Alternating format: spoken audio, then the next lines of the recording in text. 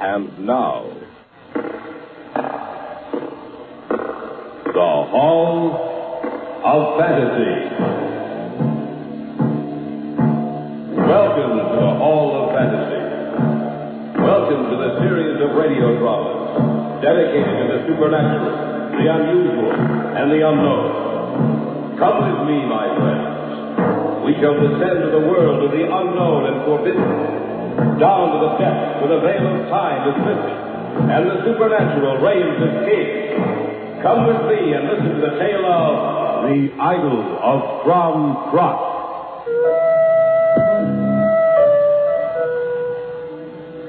Cruac, a huge golden idol surrounded with a council of 12. Cruac, to whom human sacrifice was made. Cruac, a name stretching back into the misty and half-forgotten years of the past, back to the time of the Druids, Caesar, and the Roman invasion of England, back in time where history becomes vague and guesses. Yet, through those years, from the mists of ancient remembrance to the modern world of today, there echoes the name of Cromm.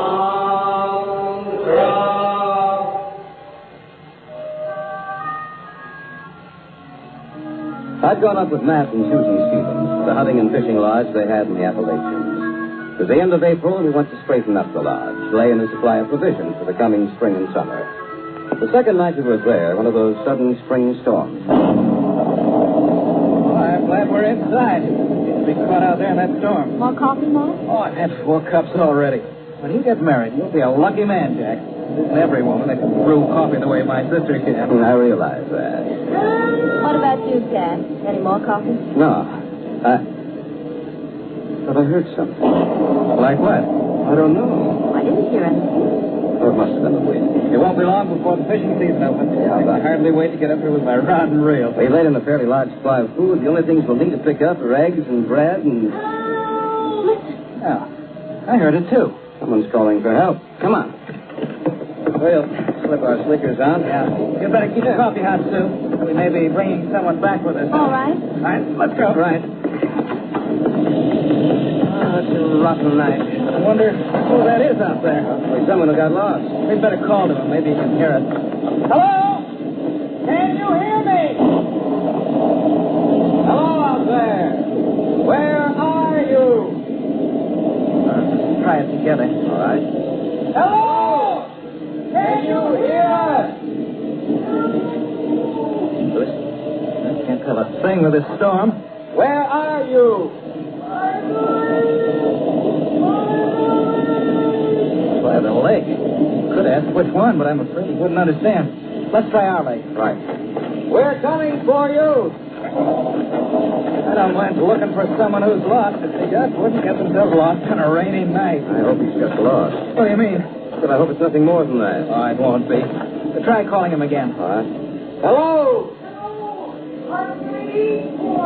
Must be right up ahead. He must be pretty close. Hey, look down there. Someone lying on the ground. Oh, when the lightning flashed. So did I. Come on. Yeah. Watch your step. Don't worry. There he is. Are you all right? What's the matter with him? Why doesn't he answer? Can't. I just felt his pulse. He's dead.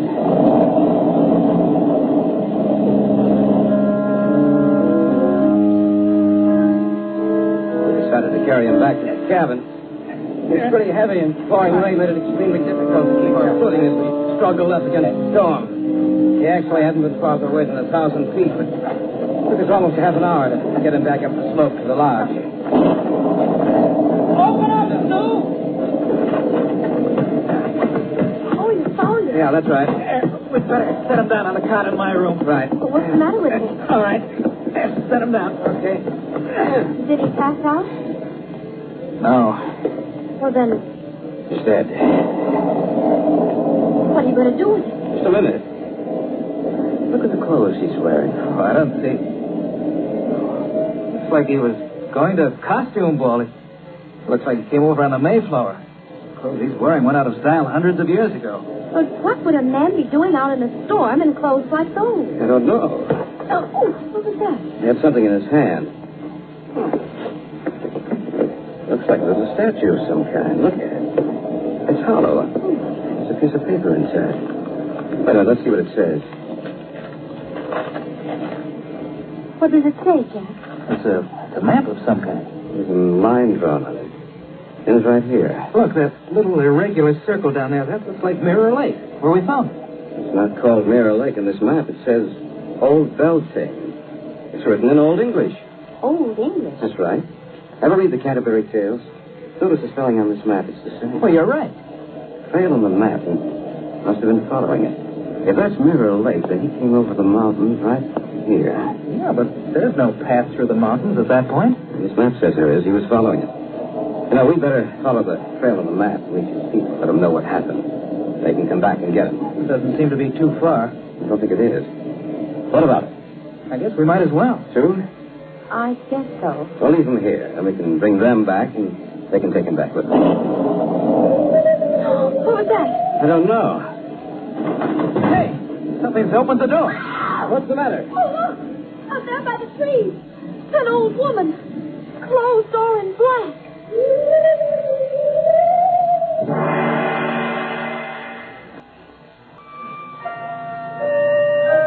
The dead man we had brought back to the cabin with us had held a small statuette in his hand.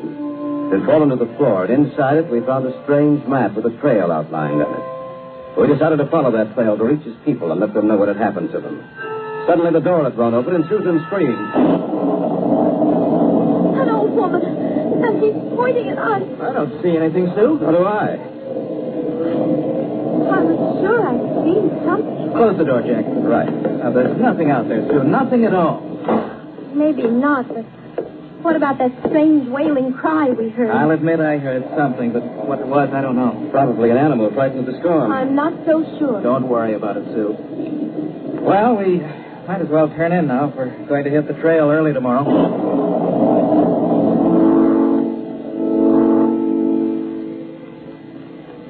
We turned in for the night. Several times as I lay there in my cot, I thought I heard a strange wailing cry. But I put that down to my imagination. And for some reason, I was afraid. I fell off to sleep about 1 o'clock. Sometime during the night, the sky is cleared and the storm was over. We got up at 6, and by 7 o'clock, we started out on the trail. For a while, it was easy going, but about 9 in the morning, we hit a stretch that was very difficult for us to follow. Be very careful. One misstep, and that'll be the last one you take. We're up pretty high. I've never been up here before. Have you, Matt? No, I don't think anyone has. Why did you both bring guns? Can't tell what we might meet up here. The map's been pretty accurate, Jack. Every lake, every stream, even where the trail gets rough. That's right. The Twin Peaks are right in front of us. Yes, but I can't see any way to get through. According to the map, there's a narrow passage between the peaks. Oh, I hope it's right. It's been right so far. Watch your step. Don't worry. I will. In a short while, we came to a clearly defined trail. The terrain over which we've just passed seemed almost a barrier so that no one could get in or out except with great danger. We came at last to a solid wall of rock 1,000 feet above us towered the Twin Peaks. I don't see any way of going any farther. There's nothing but solid rock up ahead. Wait a minute. What do you see? Come on. Maybe I'm wrong, but I think I see an opening. Matt, you were right. There is an opening just large enough for a man to walk through. According to the map, the trail ends behind those peaks. I wonder what we'll find there. I don't know, but we won't find anything unless we start through. Come on, let's go. Yeah.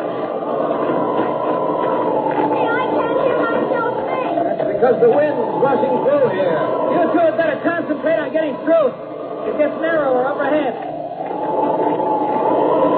The passage between the rocks twisted and turned. Some places so narrow that we had to literally squeeze ourselves through. Several times we thought we'd have to turn back. The obstacle was overcome and we pushed ahead. With the wind always howling about us. Look! It's widening. Just another few feet to go. There's the end of it. Come on. I hope we find his relative. It's going to be a hard trip back. Look. Oh, a hidden valley. Surrounded on all sides by the mountains. trail we followed must be the only way in. Well, I see some houses down there. Matt, look at them again. Why? You don't build houses like that nowadays.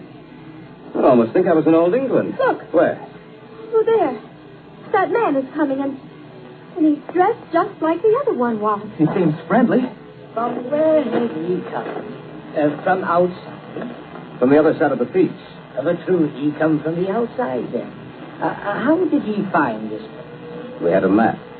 One of your people, we found him last night during the storm. He was dead. He did not have to come to tell us.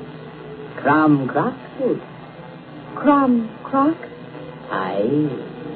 Come, I shall take you to him.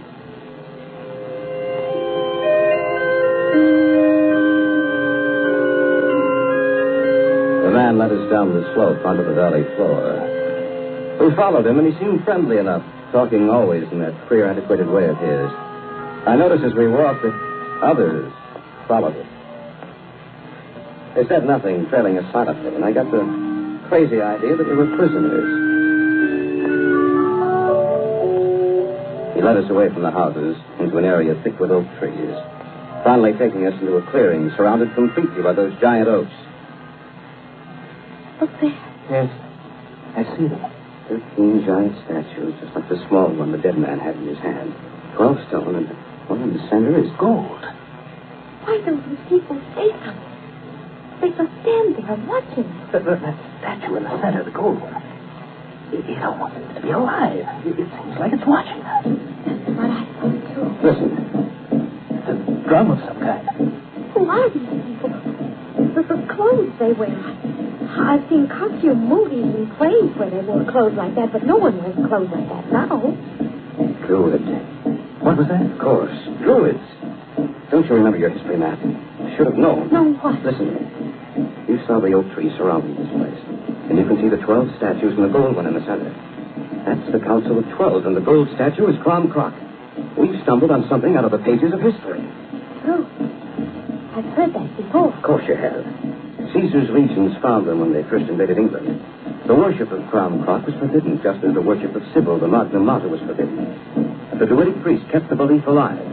And then in 1641, all traces of the Druids disappeared from England. Well, what happened to them? Well, according to the evidence, an unknown ship left England in May of that year. It was ostensibly bound for the same area where the Mayflower colonists landed. But it never reached here. Or so they thought. But they must have reached here, found this hidden valley, and kept their people and beliefs alive. These must be their descendants. What's the date? The date? 1st of May. It's the day they sacrificed offerings to Cromm. What? That's right. Some parts of Ireland, the Scottish Highlands, and in Brittany, the day is still celebrated. Not with human sacrifice as it used to be, but with token sacrifice. Human sacrifice. That's right. Wait a minute. Look, There's a man in a white robe. he's raising his arms. Cromm has returned to us not one, but three. This night let the telltale fire has been slain. Then we shall offer not one, but three to the idol of Cromm. What does he mean? Offer 3? Tonight they intend to sacrifice us.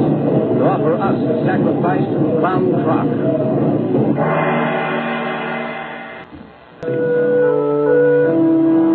We'd followed the trail on the map and had come through a narrow pass between the mountains to discover a valley hidden from the world for over 350 years.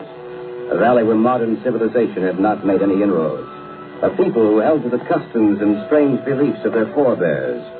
Now we stood before the shrine of the Druids, before the stone council of 12, and the grinning golden idol of Cromm.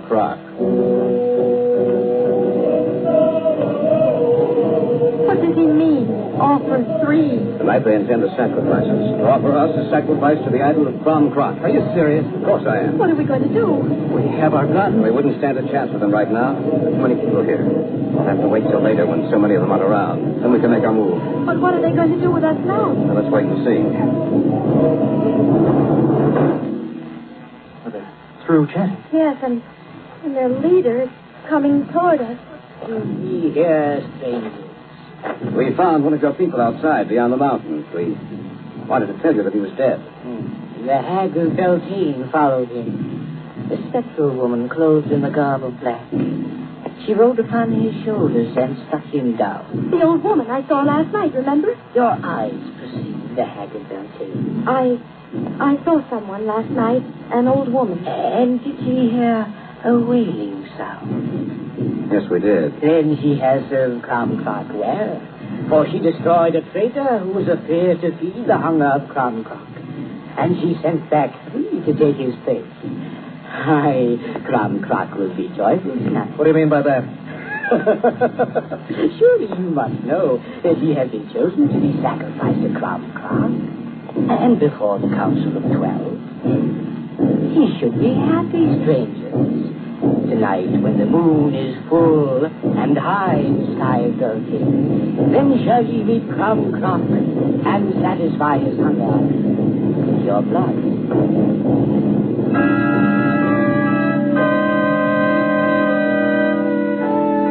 The leader raised his arm, and in an instant we were surrounded by these strange people. They led us to a structure directly behind the golden idol of Cromm. It was surrounded by a half-circle of trees, giant oaks, a half-circle such as the 12-stone idols made, fanning out on either side of Cromm. They secured the doors and put a guard outside, lest we should try to escape. What are we going to do? There's nothing we can do right now. We'll have to wait. We still have our guns and ammunition. How much ammunition did you bring? A couple of boxes. You? About the same. Jack, how much do you know about the Druids? Just a little. What about the ceremonial sacrifice? Well, they built a fire tonight, a colossal fire. They call it the Beltane fire. Then what happens? They'll expect us to run through it. The sacrificial altars on the other side, just before the golden idol of Cromm. They think the fire purifies us, makes us fit to be sacrificed to Cromm. How horrible. Our only chance is in trying to escape. Yes, but how? Fire. The Beltane fire. What? What? I think I have an idea that may let us escape. At any rate, it's worth trying. If it works, we'll live. If it doesn't, it won't make any difference to us after we're dead.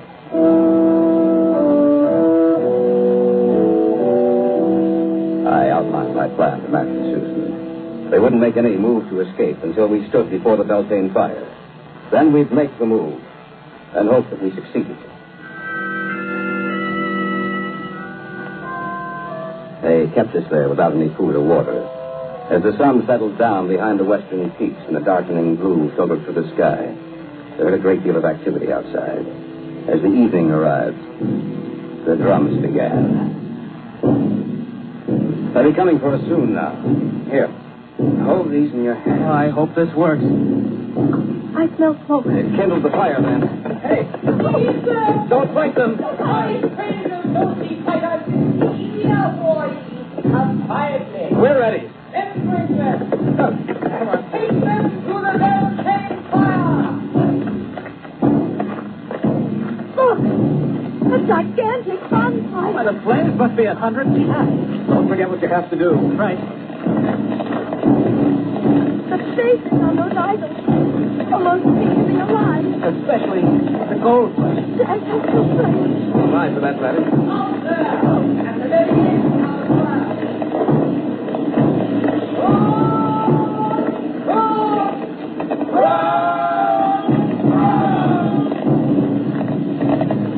We stand before you, Cromm, with not one offering, but 3.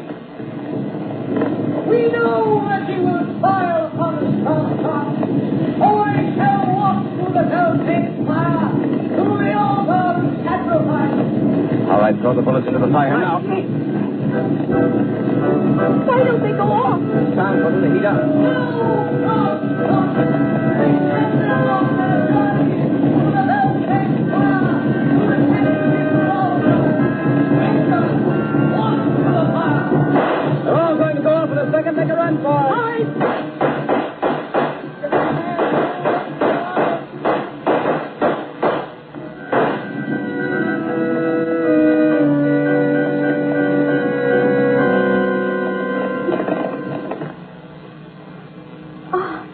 I didn't think we'd ever make it. Well, I didn't think we would either. I'll never appreciate anything the way I appreciate this hunting lodge. But I'm going to sell it. I don't want to be anywhere near what I saw today. Strange, isn't it? Only 2,000 years old, and older, undoubtedly. The belief of the Druids and the magical properties of the oak tree, and the strange ceremony of the Beltane fire. Still believed in many parts of the world. The ceremony's been changed, of course, but they still make offerings to Cromm. Cromm shall exist as long as those who believe in him shall exist. Look you then into the shadows. What seems there? Is it the isle of Cromm?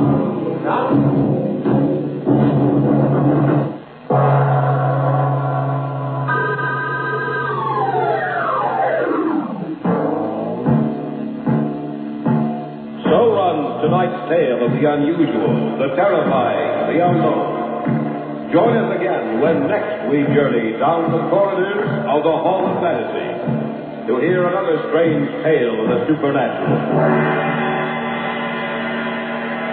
All characters and events portrayed in these programs are fictional, and any similarity to actual events or persons, living or dead, is purely coincidental.